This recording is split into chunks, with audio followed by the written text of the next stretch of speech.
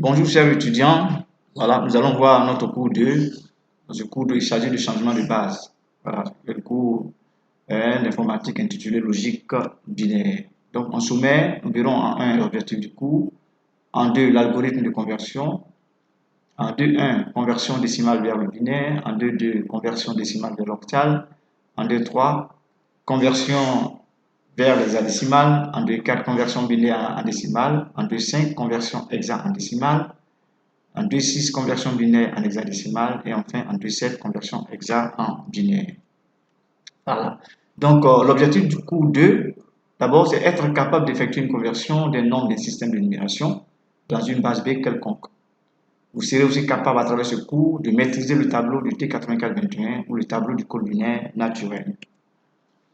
Donc, l'algorithme de conversion, ce qu'il faut retenir en deux, c'est effectuer les divisions successives du nombre à convertir par la base dans laquelle on veut l'écrire. Le nombre converti commence donc par le dernier reste trouvé. Les autres chiffres viennent des autres restes lus en sens inverse, c'est-à-dire on lit du bas vers le haut. Voilà, donc on va voir la conversion en 2.1, conversion décimale vers le binaire. Voilà, sur l'image ci-dessous que vous voyez, c'est la conversion du nombre 563 en décimale, voilà, en binaire. Voilà, donc vous allez effectuer les divisions successives par 2. On fait 563 divisé par 2 une fois, ensuite par 2 fois, 3 fois, ainsi de suite, jusqu'à obtenir un quotient nul. Voilà, donc la lecture va se faire du bas vers le haut. Vous voyez le sens de la lecture. Voilà, donc l'écriture de 563 qui est en décimale vers le binaire va nous donner 1, 0, 0, 0, 1, 1, 0, 0, 1, 1. Voilà, donc on ira du bas vers le haut. Voilà, j'espère que vous avez vu la technique. Voilà, je vais faire un exemple pour vous permettre de bien comprendre. Voilà, donc vous faites la division successive par 2 jusqu'à l'obtention d'un quotient nul. Voilà, le quotient ici c'est 0. Voilà, dès que vous avez un quotient nul, voilà, donc le résultat va se lire, je répète, du sens du bas vers le haut. Voilà, pour écrire le résultat, vous commencez par le bas vers le haut. Voilà, donc ça va donner, je répète, 1, 0, 0, 0, 1, 1, 0, 0, 1 et 1. Voilà, donc en 2.2, conversion décimale vers l'octave. Ici, il sera question de diviser le nombre en décimale par 8. L'octave, c'est la base 8. Voilà, donc on fera 563 divisé par 8 jusqu'à obtenir un quotient nul. Voilà, donc c'est la même méthode, c'est le même algorithme. Voilà, le résultat va se lire du bas vers le haut. Ça va nous donner 1, 0, 6 et 3. Voilà, donc c'est un peu ça. Sur l'image ci-dessous, c'est la conversion du nombre 563 en son équivalent en octave. En 2, 3, conversion en hexadécimal. S'il faut retenir, on reprend évidemment le même principe de division successive. Voilà, sauf que, comme on le laisse supposer l'exact, cette fois, on dispose d'une base 16. Comme nos chiffres, le mot bit est parfois emprunté au binaire. Celui du chiffre est préférable. Usuel ne peut estimer que 10 valeurs. Il fallait trouver une parade. Celle choisie consiste à utiliser des lettres. Nous utilisons donc A égale à 10, B égale à 11, C égale à 12, D égale à 13, E égale à 14 et F égale à 15. Voici présenté le tableau du code binaire naturel ou le T8421. Voilà, ce tableau-là, on l'a vu voilà, dans le premier chapitre. Voilà, lorsqu'on parlait de ce système de numération, lorsqu'on parlait qu'il fallait décomposer un nombre selon la base, que tout nombre est décomposable dans sa base en fonction des puissances. Voilà, je vous ai présenté ce tableau. Voilà, donc je vous ai dit que ici on parle de lampe. Voilà, donc quand vous voyez 2 exposants 0, 2 exposants 1, 2 exposants 2, 2 exposants 3, 2 exposants 0 font 1, ça nous fait une lampe. 2 exposants 1 font 2, ça nous fait 2 lampes. 2 exposants 3 font 4, ça nous fait 4 lampes. 2 exposants 3 font 8, ça nous fait 8 lampes. Voilà, donc comment remplir le tableau? Voilà, donc d'abord la première colonne, ça on l'avait déjà expliqué. Voilà, comme 2 exposants 0 font 1, voilà, je vous ai dit qu'à l'état initial, toutes les lampes sont éteintes. Voilà, si je considère que je suis dans une salle où j'ai plusieurs lampes, voilà, si je prends la première salle, dans la première salle, j'ai une lampe. La lampe, qui est éteinte, lorsque j'appuie sur l'interrupteur, la lampe sera, la lampe qui est éteinte, qui est 0, elle sera allumée. Donc, c'est éteint, j'allume, j'éteins, j'allume, j'éteins, j'allume, j'éteins, j'allume, j'éteins, j'allume, jusqu'en bas. Voilà, donc 0 représente la lampe éteinte, 1 c'est le fait d'allumer. Dans la deuxième colonne, 2 exposants 1 font 2. Voilà, donc ça veut dire dans la salle, j'ai 2 lampes. Les 2 lampes sont d'abord a priori éteintes. Voilà, donc si je dois appuyer simultanément sur les 2 interrupteurs, je passe à l'état 1, 1 au niveau des 2 lampes. Donc les 2 lampes sont éteintes, les 2 lampes sont allumées, les 2 lampes sont éteintes, les 2 lampes sont allumées, les 2 lampes sont éteintes, les 2 lampes sont allumées, ainsi de suite. Voilà, dans la troisième colonne, 2 exposants 2 font 4. Les 4 lampes, dans une salle, il y a 4 lampes, les 4 lampes sont a priori éteintes. Voilà, si elles sont éteintes, voilà, donc il faut allumer les 4 lampes hautes simultanément. Donc, on passe à l'état 1, 1, 1, 1, 4 fois, je les éteins 4 fois, je les allume 4 fois. Voilà, donc 2 exposants 3 font 8, c'est pareil. Les 8 lampes sont éteintes, j'allume les 8 lampes. Voilà, donc voici présenté le tableau du T8421. Il est facile à remplir. On part de 0 à 9. Voilà, donc arrivé à 10.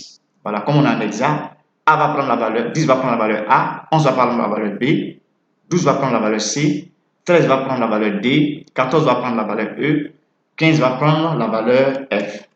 Voilà. Donc, si on doit faire, j'ai 4095 que je vais convertir en hexadécimal, c'est le même principe, c'est le même algorithme.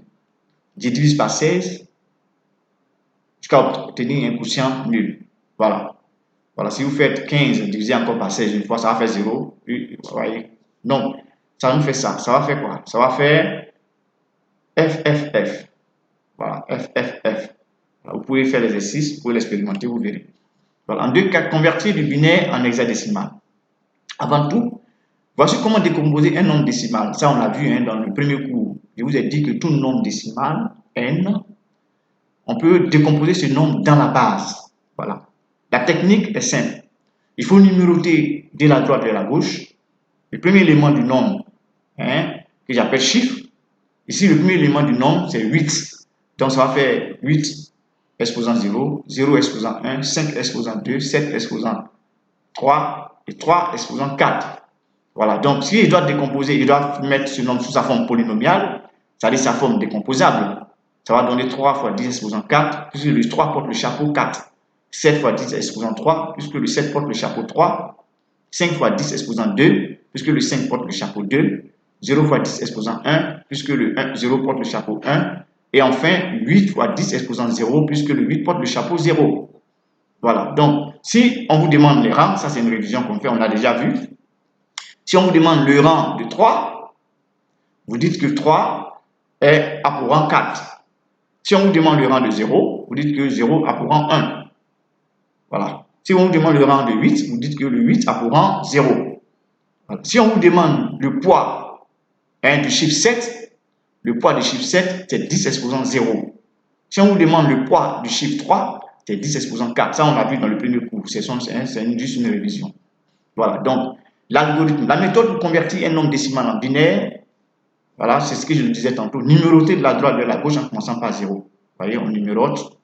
Voilà. Donc, si j'ai le premier nombre qui est là, qui est en binaire, et que ce nombre, on veut le convertir en décimal, c'est la même technique.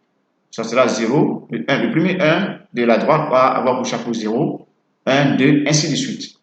Le dernier 1 aura pour chapeau 7.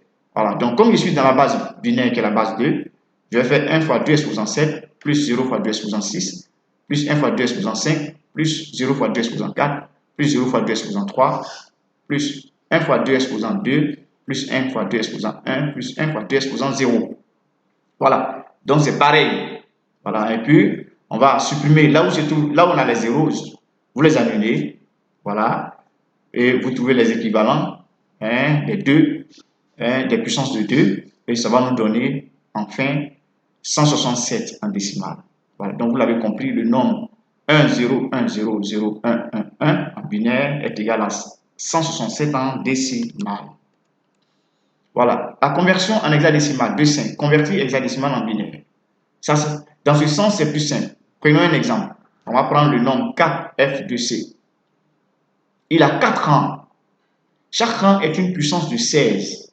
Pour convertir, on multiplie le premier rang en partant de la droite par 16 exposant 0, le second par 16 exposant 1. C'est ce que je le disais tantôt. Voilà, donc le C a pour rang 0, le 2 a pour rang 1, le F a pour rang 2 et le 4 a pour rang 3. Donc, ainsi on obtient 4 fois 16 exposant 3, plus F fois 16 exposant 2, plus 2 fois 16 exposant 1, plus 16 fois plus C fois 16 exposant 0. Voilà, on va remplacer F par sa valeur, C par sa valeur, et on fait les calculs et ça va nous donner 20 268 en décimale. Je pense que vous avez compris. Voilà, vous pouvez vous référer au tableau du T8421 vu précédemment. D6, convertir binaire en hexadécimal. La conversion entre l'hexadécimal et le binaire est super facile. Si vous savez manipuler ces bases entre les deux nombres 0 et 15, prenons un nombre en binaire. Par exemple, 1, 0, 1, 0, 0, 1, 1, 1, 0, 1, 1.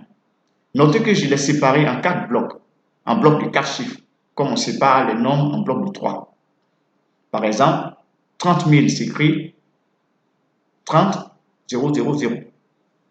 Ceci nous simplifie la tâche. En effet, on sait que 4 rangs binaires permettent de monter jusqu'à 15. Eh bien, un rang en hexadécimal aussi. Cela vient du fait que 2 exposant 4, c'est-à-dire 4 rangs en base 2, font 16 exposant 1. Un rang en base 16. Dans cette façon, 4 bits en binaire seront représentés par un rang en hexadécimal. Ainsi, le premier quadruplé 1, 0, 1, 1 deviendra un seul rang en hexadécimal. 1, 0, 1, 1, voilà, égale à 11 en décimale, qui est égal à B en hexadécimal. Le second quadruplé 0, 0, 1, 1 devient 3 en hexadécimal. Et finalement, le dernier, 1, 0, 1 ou 0, 1, 0, 1, je vous ai dit, voilà, c'est-à-dire on peut compléter avec un 0 devant, mais pas derrière. On peut compléter avec un 0 devant. Voilà, pour avoir les 4 bits. Ça devient 5. Ainsi, le nombre 1, 0, 1, 0, 0, 1, 1, 1, 0, 1, 1 va nous donner 5, 3, B en hexadécimal. Voilà, de 7, convertir de l'hexa en binaire. On va utiliser le même principe que ci-dessous, à savoir qu'un rang en base 16 correspond à 4 rangs en base 2. On convertira le nombre hexadécimal, c'est-à-dire si on veut convertir B, E, 5, 7, on prend chaque rang que l'on convertit individuellement en binaire. Voilà, on va les prendre séparément. On va prendre le B qui est en hexadécimal et on donne son équivalent en décimal. On prend le E qui est en hexadécimal, on donne son équivalent en décimal. On prend le 5 qui est en hexadécimal, on donne son équivalent en décimal. On prend le 7 qui est en hexadécimal, on donne son équivalent en décimal. Ensuite, on va maintenant du décimal passer au binaire. Voilà. Soit vous regardez le tableau du T8421 pour faire sortir le résultat, soit vous procédez par la même technique, par une division successive par 2. Voilà. Soit vous faites 11 qui est en décimal divisé par 2, 2, 2, 2, 2, jusqu'à obtenir un quotient nul. Ou bien, vous allez directement dans le tableau du T8421 ou le tableau du code binaire naturel et vous prenez la correspondance. Voilà. Prenez la correspondance, c'est-à-dire vous prenez les 4 colonnes. Depuis le 2 exposant 0 jusqu'au 2 exposant 3, ça vous fait 4 colonnes. Vous prenez les 4 bits.